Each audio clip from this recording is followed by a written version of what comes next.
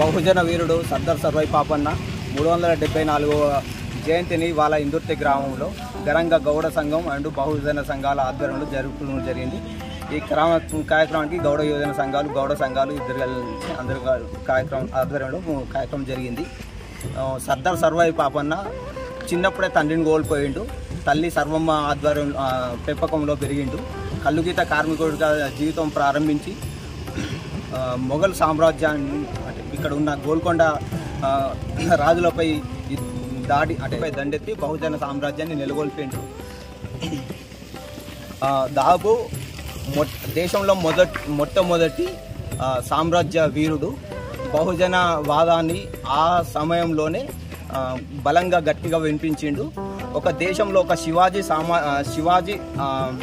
సామాజిక బహుజన వాదంతో ఎట్లా వచ్చిండో పాపన్న కూడా అదేవిధంగా బహుజన వాదాన్ని వినిపించిండు.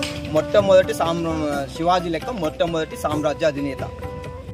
74 సంవత్సరం విజయం చేకూర్చాలని మేము తన ఆశయాలను నెరవేర్చుకోవడానికి ఈ గౌడ సంఘం కలిసి మేము ఇలాంటి పునః నుంచి మేము అందరి ప్రతి సంవత్సరం చేసుకోవడానికి ప్రయత్నిస్తాను.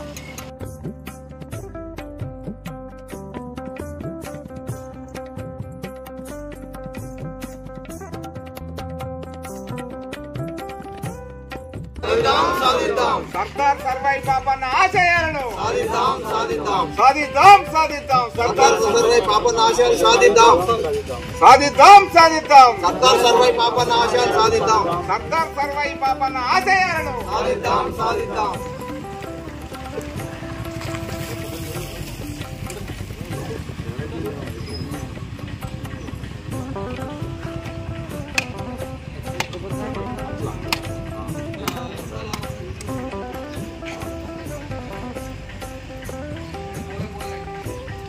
గౌడ సంఘం ఐక్యత, గౌడ సంఘం ఐక్యత, గౌడ సంఘం ఐక్యత,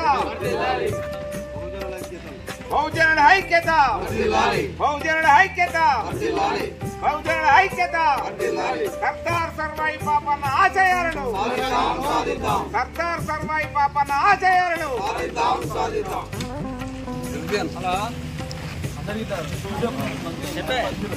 నువ్వు సర్పంచ్ పో.